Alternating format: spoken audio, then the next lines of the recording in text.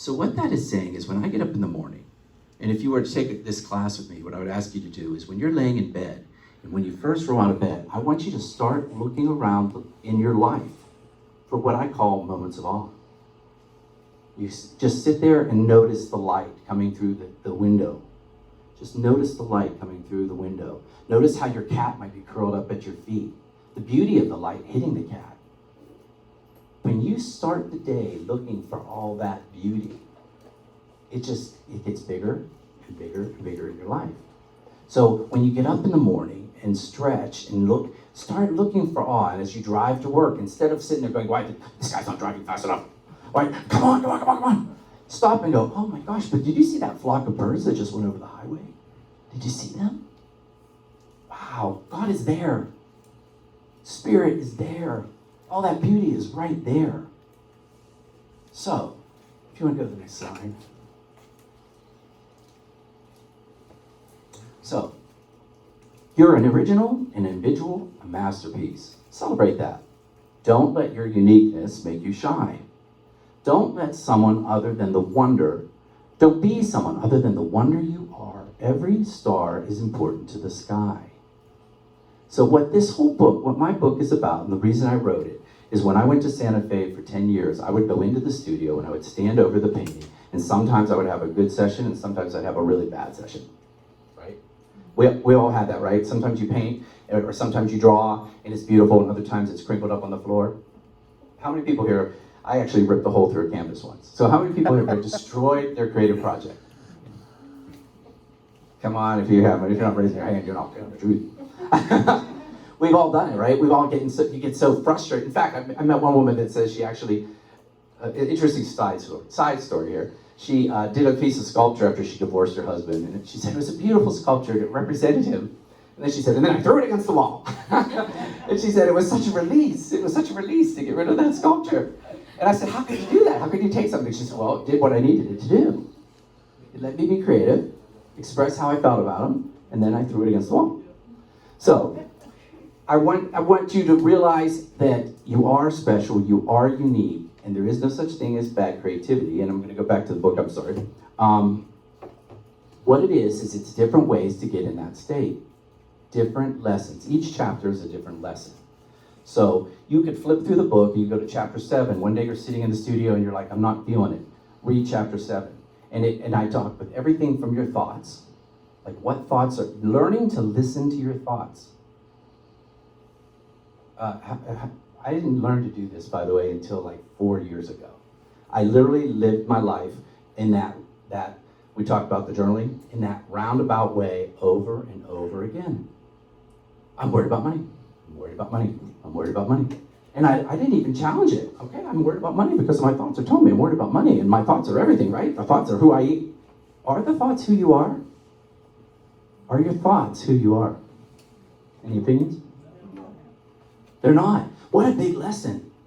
I'm trying to tell my son who's 17, that's a challenge, right? Your thoughts aren't who you are. They're coming and going, and they're important. They do help us. But learning to step back from your thoughts. And you know what I do? I call it the little Chris. I step back and I actually go, the little Chris is feeling really judgmental right now. But the higher self, the higher Chris is going, why? Why am I feeling threatened by this? Well, it could be anything. That's a really good artist. And I never really could draw hands well. And look how good she's drawing hands, right? So stepping back from those thoughts is part of the process, part of the way to become a spiritual artist. But there's many, many ways in this book. So there's your thoughts, there's your emotions, there's your judgment, there's rushing to the end. That is such a big thing that I found because I came from the advertising agency business. We'd sit in there and say, we gotta get this out, we gotta get this brochure out in 2 days. And you learn, right? You learn to be really fast and creative and throw the headline down and jam it out and get it out. But when you walk into your studio, you want to be in the process. It's about being in the process. It's not about finishing. Do you find in the studio that you're just trying to get it done? Let me say something else. So you can post it on Instagram and show it to people. Or are you just enjoying what you're working on? Are you just playing with it? What can this be? What are the potentials for this painting? Let me take my time with this painting. Let me get to know the story behind this painting. Same thing when I build a sculpture. Let's play with it. What if I don't use a traditional form on this? Or what if I try to use a different medium? That's where you go beyond and expand yourself creatively, is when you step back and you just take your time with it. So, keeping up with me, aren't you? So it was through the painting process that I began to learn to separate myself from my thoughts. I started changing the focus of my attention. Rather than watch my brushstroke, I began watching the thoughts that I was having while holding the brush. So what this is today, which is a little unusual for an art group, and I've done these in other places, mostly have someone come in and they're going to show you technique, or they're going to show you how to use any kind of, a new kind of emulsive, or a print, or paper. This is not about the physical realm. Today, we're going to be about the spiritual realm. We're going to be about the thoughts in your head, the emotional you, the consciousness of you. And how does that show up on your canvas? And are you showing on your canvas who you want to be? I mean, does this person love nature? Is this an expression? Is this a piece of this person's creative DNA? So, next slide.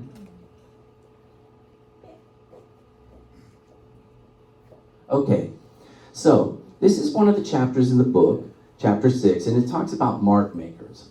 And I'm not going to bore you by reading the whole book, but I just wanted to introduce this as the one concept that we're going to work on today. Okay? In the 1950s, the art world was buzzing in response to a slew of experimental new painters, such as William de Kooning, Jackson Pollock, Fritz Klein, Robert Motherwell, Philip Guston, and Joan Mitchell. Their exciting, unique style was putting the American art world at center stage. American art critic Harold Rosenberg began using the term action painting. Have you ever heard that? He used the term action painting to describe what later became known as abstract expressionism. Big term, we all know that one, right? Okay. Rosenberg believed that abstract painting was a recording of an event in time, more than the actual image, and explained that this new form of painting was not representative, but a physical depiction of the mind itself. That what you're showing when you do this work is your own mind is coming out in that paper, on the canvas. Now, I believe, I've coined a new word, and I call it spiritual expressionism. I believe that you're reflecting your spiritual self on that canvas, in that work, in that pottery. And I honestly believe this when I was doing the Urban Artist Market. I picked artists that I would say were consciously connected. And so when I picked artists for the show, I picked artists that when you look at that work, there's something in there that's way far beyond just a perfect use of the brush. There's a feeling. They've captured a feeling in the work. And I think that when your work stands out, like when you look at a gallery wall, and a piece of art stands out, it's because it has a feeling to it. And we're all human, right?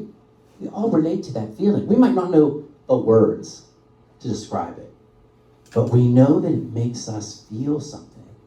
And that is a universal language between all of us. How do we feel? We all have a similar resonation with how we feel about a situation. And so what you want to do is, what I think spiritual expressionism is, it's getting that expression of who you are spiritually, taking the time, and sometimes that takes time. You know, the best things you can do take time. It's sometimes what, I want to counter that. I like to always just outspeak what I just said, but not only does it, sometimes it takes a long time, but you know what else? It can be fast too, because when you're connected, it's a place without time. So how many here have done creative work and you suddenly go, oh my gosh, what happened? The whole day has gone by. How many have done that? You just watch time fly out. That's because when you're connected, it's a place without time. It's a place without the physical constructs of who we are, human. It's a spiritual place. It's a spiritual place. So what I want to talk about today, because we're not forever and ever here, but I want to talk about one person, because each chapter I kind of pull out someone that really influenced me. This is Twilight Barp. Are any of you familiar with her? She's a dance choreographer in New York. Twilight Barp, dance instructor. Okay, she wrote a wonderful book. It's on the next slide, but it's called The Creative Habit.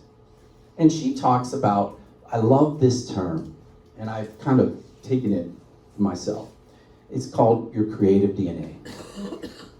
So what your creative DNA is, it's what is unique about you. It's what is unique about you that nobody else has. And I firmly believe, remember when you were in grade school and they said, no two snowflakes are alike? It's true. And if you look around this room and look at the people next to you, none of you are alike. Sorry, you're not. Everybody's so different. You all are very unique and different. There's no two of you. And so I want everybody to just take a minute there, because do you really acknowledge that about yourself? As you sit here and you go, oh, I wish I was this, I wish I was that. I want you to acknowledge you're totally unique right now. How does that feel? Think about it. Just for a minute, think, there's never gonna be anybody like you again, ever. Ever. You're all special. There's nobody gonna be picking out that color orange, the way you dress. Nobody can do that. You know, and don't disquiet that. That is creativity. Looking at colors and being able to match an outfit like that, you got color. You're a colorist, and that's part of your creative DNA. And so now you can go, okay, I'm good with color. I got something in my toolbox, and not everybody has it. Okay, not everybody has it, and you know it. Some people just don't know how to mix colors, and there's always ways around that. There's always ways around that as a creative person. So what we're going to do is we're going to take a moment and take time and have you all figure out what your creative DNA is. Can someone pass these around? I'm sorry. We're going to pass out this worksheet. We're going to do a little exercise to have you remember a little bit about who you are. Okay? Are there any questions while this checks out about the term creative DNA? What does that mean? DNA. Mm-hmm. What she says is, there's something totally unique about everything that you do. And your creative DNA is how you see the world. And say, for example, that actually Ronnie Douglas was mean to me in second grade. That actually made me who I am today. The little boy down the street who's pushing me in the mud, that changed how I viewed the world. So what that did is that altered my DNA, and it made me a little more sensitive to people, sensitive to the feelings of people. So in my creative DNA, I think I'm really sensitive to people. When I go into a room, I'm always making sure, is everybody okay? You know, you're comfortable. I go around and I make sure everybody's comfortable. There's other people that walk in the room and they're not even there. That's not part of their creative DNA. But the coloring, sometimes you'll find that you might have an affinity to color. Sometimes you'll find that you have an affinity towards lines or shapes. And if I don't have any pictures of my work, but Kim would justify this, that I love squares.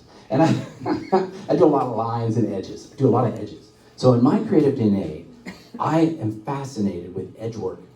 I go back to edge work all the time. Some people like to do very loose. This person likes very loose, unstructured. This is part of the creative DNA here. And they like that free flowing. And there's a beauty in that. And it's totally unique and wonderful, totally different from me, right? I mean, because mine's all edge and geometry. I was a graphic designer, so I focused on all that.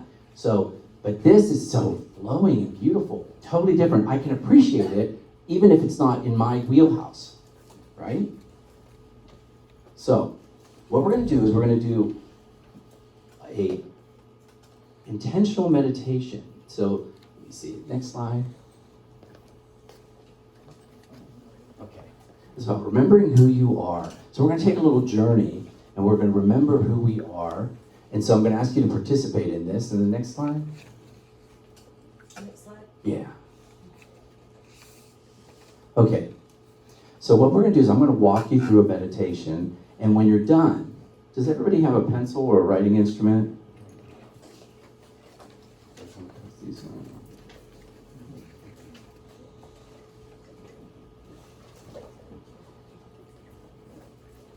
It's very interesting, I have to tell you. It's weird for me to use a mic because I'm very touchy-feely, and I feel like it's so loud, and I'm usually like, hey, let's just talk about food is. And so it's important for me because I want everybody to be calm and relaxed. And so I find that it's not. So yeah, it's throwing me a little bit. Okay, so my creative DNA is I like quiet spaces.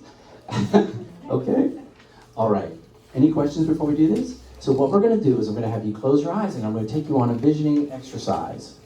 And then when you come back to the room, when I bring you back to the room, without talking, without turning to the person next to you, I want you to sit down and write what you got out of it.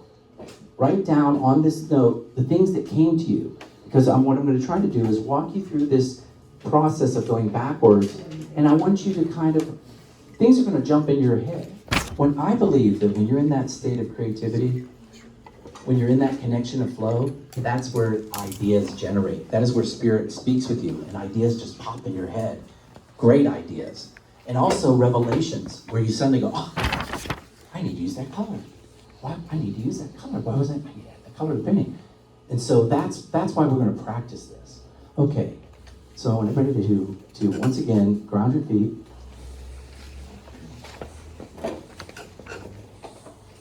Close your eyes. Go within, and once again, kind of get back to that quiet space. Listen to some of the noises in the room for a minute. A truck just passed down the street. Projectors making noise.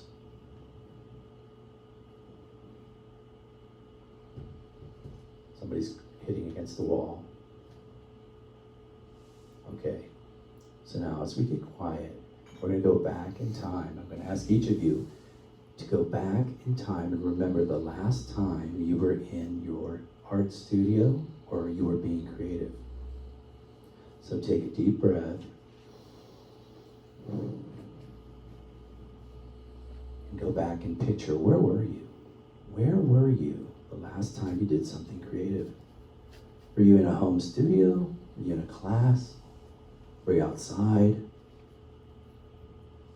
I want you to think about what you were working on. And when I say creative, it could be anything. It could be when you were making this perfect Easter dinner or a Passover meal. So just think about, what were you doing? Can you see it? Can you see the room? I want you to remember, what was the table? Were you working on a table? Were you working on the floor? Were you on a wall? Were you excited about what you're working on, or did you get frustrated? Was it passionate? Were you calm and reflective? Were you dramatic? Were you listening to music?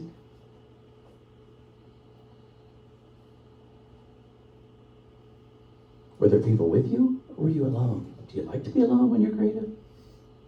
Now think about what you made. I want you to visualize what's in front of you right now, whether it's finished or not. Just visualize the project that you're working on. And I want you to think about, did you like it? Do you like what you're doing? Do you like what you're making? Think about what you like about it. Is it the shape, the color, the lines? Just that you're doing it at all? Are you proud that you're being creative and expressing?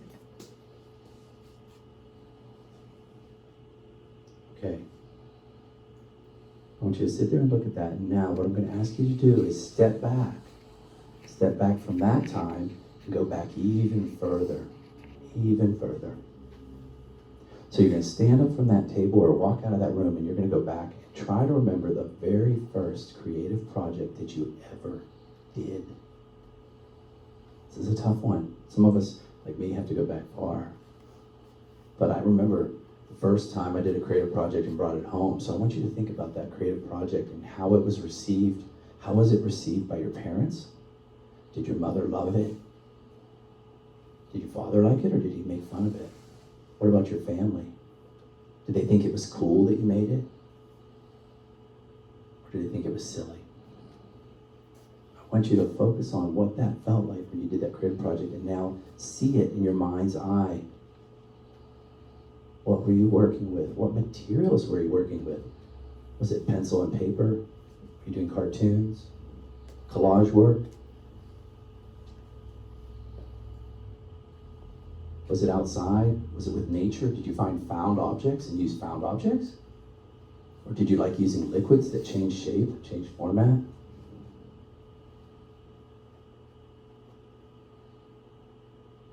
Did you like noticing the texture of what you were doing? Or did you like how it flowed? Did you like feeling it? Some of us like to feel the clay between our fingers and what we're working on. It's very kinesthetic. I want to touch it. Some of us want to hold an instrument and be a little separate from it. So think about what you were working on. And more importantly, most importantly, how did you feel about it? How did the world react to your creativity? How did the world react to your creativity?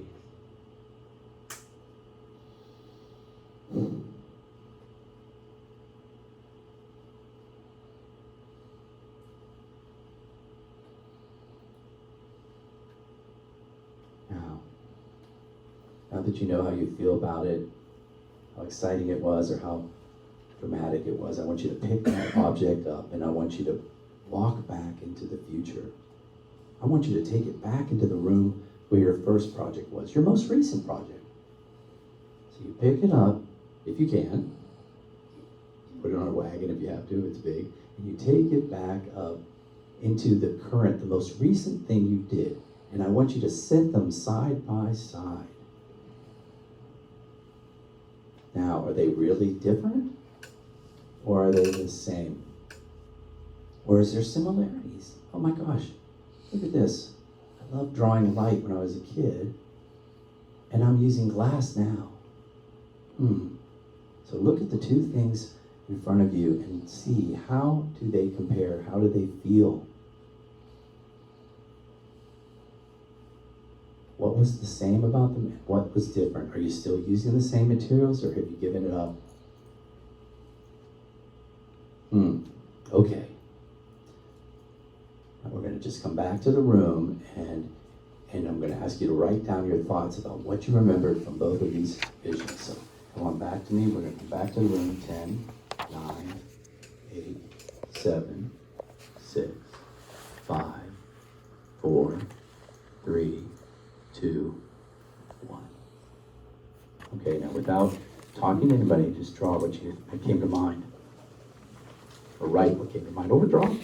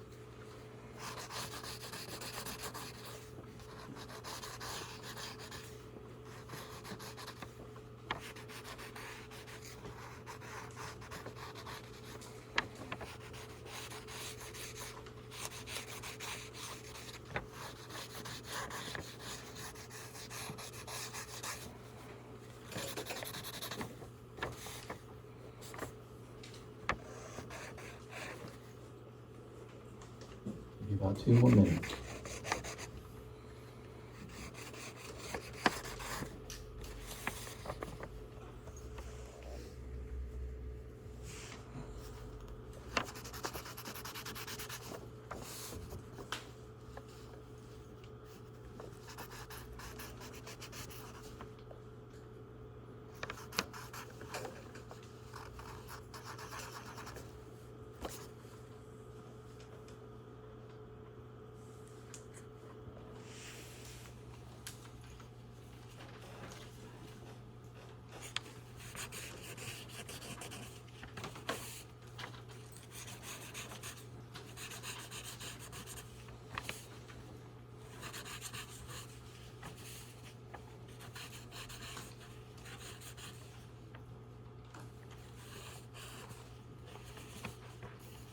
You guys are running up a storm there.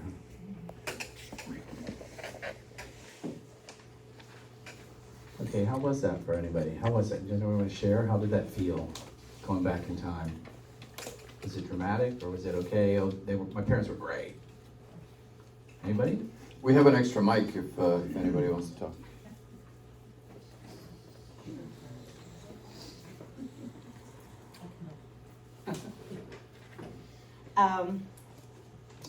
Do you want me to talk about the incident or? Yeah, go ahead. Talk Okay. about it. So I was in elementary school and I made a drawing that I took to school. I made it at home and the teachers loved it so much. They gave it as an assignment to the other kids. Oh.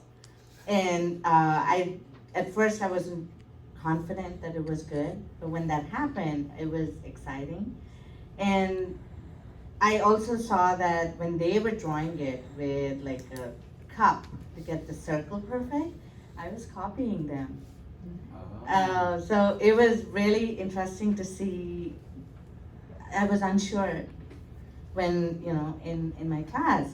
And the other thing I noticed was back then I used oil pastel and crayons, and I love them. I incorporate that in my art.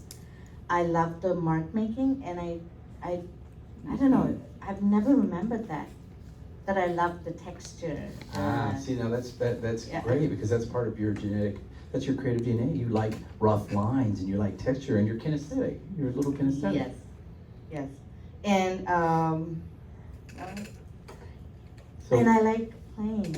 you like what? Playing. That the picture was of me playing, like skipping, jump roping, and I realized now I actually enjoy playing with colors.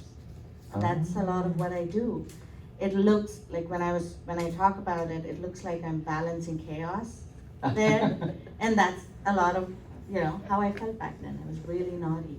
Oh, well, Balancing Chaos is a good title. That's the title for your next painting. I love it. But so the project that they copied, what do you remember about it? Like what it was? Was it children playing? It was just one kid Uh-huh. in the covering most of the page, and the skipping rope, the jump rope, was in the sky with one leg up and one leg down.